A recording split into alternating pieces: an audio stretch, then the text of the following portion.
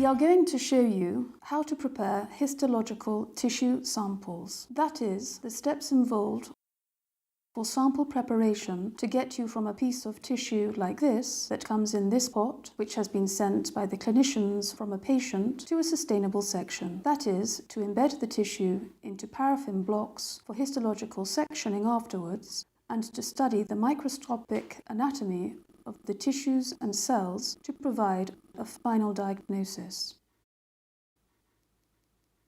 There are 4 steps common to nearly all histological procedures. First, fixation. Second, embedding. Third, sectioning. And fourth, staining. Fixation of tissue samples. What is fixation? Tissue fixation is a critical step that preserves cell and tissue components, maintains their structure, and therefore slows down tissue degradation during years.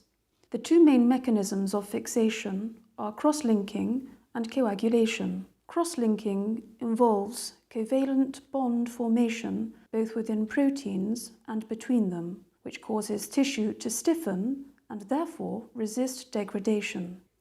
Coagulation is caused by the dehydration of proteins by using alcohols or acetone, which deform protein structure so that water-fearing regions move the protein surface. Coagulative fixation can help embedding media like paraffin wax and penetrate tissue. One of the most commonly used fixatives is formalin, which is formaldehyde dissolved in a water. Other fixatives are used, such as Bouon's liquid, which is of a yellowish colour and is a mix of components used to fix the DNA or the proteins. Sometimes the fixative needs to decalcify tissue, as in the case of bones. During fixation, formaldehyde attaches to primary amines to form a stable crosslink. This process is slow and can take up to 1 or 2 days, though on average 24 hours. Before continuing with the process of histological tissue sample preparation, we must address the process in Secretariat. This point is very important. Case identification. First, for a proper case identification, it is essential to check the personal data. Second, the registration and finally the number of pathology, that is, the biopsy code. To this end, once we receive the samples in the pathology department, we must carefully verify specimen labelling and patient identification. That is, to check the patient data on the pot matches the flyer request of the clinician who took the sample. In addition, some stickers are obtained with the biopsy code to stick them in the flyer request as well as on the pot. In this way, both the flyer request and the pot are clearly identified with the name and the patient number. Embedding. What is embedding? The embedding involves supporting specimens in media that have similar mechanical rigidity to the specimen itself. Choosing the right embedding medium is critical, because if it is too stiff or too weak, defects may occur while sectioning. By far the most common media used for embedding is paraffin wax. The embedding process begins in the trimming or cut-up room by introducing the sample into the cassette prior to a gross examination of the tissue sample. This is done in the cutting hood that absorb noxious vapours of formaldehyde. It is also here where a description of the macroscopic aspects of the sample are analysed, such as the number of fragments, size, colour and shape. Here we can see that the tissue fixed with formalin is hard and is composed of multiple fragments with a pearly white colour of about 2 to 2.5 centimetres. The cassettes have printed the biopsy code related to each patient. These cassettes have small grooves that allow the release of formalin and other solutions, but not the tissue. In case the samples are very small, some sponges are used to prevent losing the tissue. In order to see the tissue under the microscope, we need to cut it 3 to 4 microns in thickness. To be able to cut it so thinly, the tissue is embedded into paraffin. The problem is that paraffin is hydrophobic. That is, it does not merge well with water and fragments come in formalin, which is an aqueous solution, so we must remove the water from the tissue. Thus, prior to paraffin embedding, samples must be dehydrated by replacing water in the tissue with ethanol, first followed by xylene and then finally warmed paraffin wax. To do this, we use a tissue processing machine. Once blocks have been prepared, they are included in this machine where the tissue is processed overnight through different alcohols of increasing gradation and xylene to dehydrate the tissue, that is, to remove the water and finally replace it with paraffin. All these components are located inside the machine and automatically the blocks pass through different phases. After 16 hours approximately, the tissue blocks are obtained. We move to the next step. At the laboratory, the technicians take the blocks provided by the processing machine. Then, once the paraffin wax has infiltrated the sample, it is carefully positioned and surrounded with additional wax using a mould to form a block. Next, samples are attached to a tissue cassette. The cassette has the patient biopsy code. Afterwards, the mould is placed on a refrigerated surface or ice tray to facilitate the clamping of the tissue to its base. Once the wax is solidified, the tissue blocks may be gently removed from their moulds and prepared for sectioning. The third step is sectioning. Sectioning is the process of cutting thin slices of a sample from an embedding block. The sections are usually about 3 or 4 microns thick for use with a light microscope and sometimes go up to 10 microns. To cut sections, a metal, glass or diamond blade is first secured on a microtome. The sample is then placed in a sample holder. Next, the sample is advanced to the cutting surface and drawn across the blade to create a slice at the desired thickness.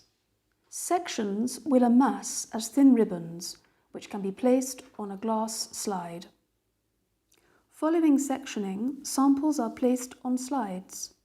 For paraffin-embedded samples, slices are first placed into a warmed water bath between 27 to 30 degrees Celsius and are then lifted out of the water onto the slide and allowed to dry.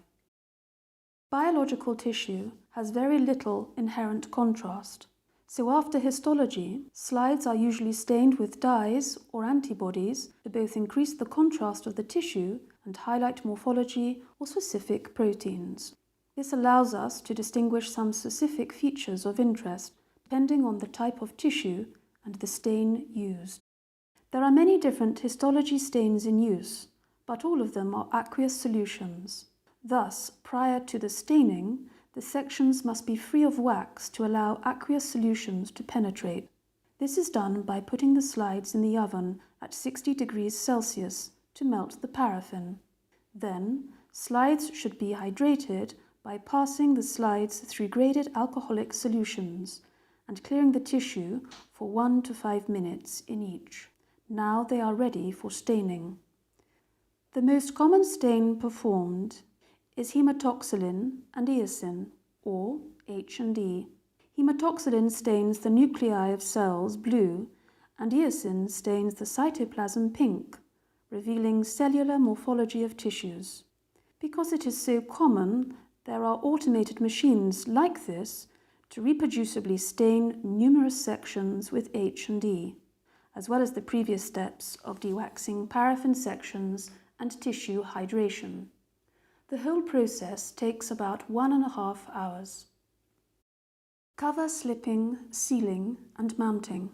Before viewing the stained sections with a microscope, they are mounted on a clear glass slide and covered with a thin glass cover slip.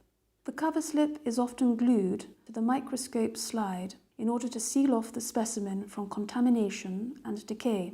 A number of sealants are in use, including laboratory preparations or mounting medium, usually non-aqueous. However, to use a non-aqueous mountant, the section must be dehydrated again and cleared. Any water carried over to the mounting stage will show up as bubbles or vacuole-like structures, as the water droplets aggregate and distort the tissue. The mounting of specimens on the microscope slides is often critical for successful viewing. This is done automatically in this machine and takes about 30 minutes. Viewing with the microscope. After this, we have a stained histologic specimen sandwiched between a glass microscope slide and cover slip ready to be mounted on the stage of a microscope for inspection and diagnosis by the pathologist. Scanning. These slides can be digitized with digital pathology slide scanners. We can scan the whole slide and create the so-called whole slide image, or select an area of interest with a set of focusing points. This can be done manually to a single slide or automatically to an entire carousel of up to 400 slides. This enables pathologists to diagnose from a computer screen. Digital pathology is currently one of the most promising avenues of diagnostic medicine in order to achieve even better, faster and cheaper diagnosis, prognosis and prediction of cancer and other important diseases. Immunohistochemistry. Sometimes immunohistochemistry or IHC techniques are needed. IHC refers to the process of detecting antigens like proteins in cells of a tissue section by exploiting the principle of antibodies binding specifically to antigens in tissues.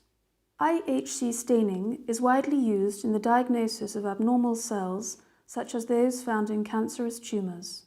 Specific molecular markers are characteristic of particular cellular events such as proliferation or cell death. IHC is also used in basic research to understand the distribution and localization of biomarkers and differentially express proteins in different parts of a biological tissue.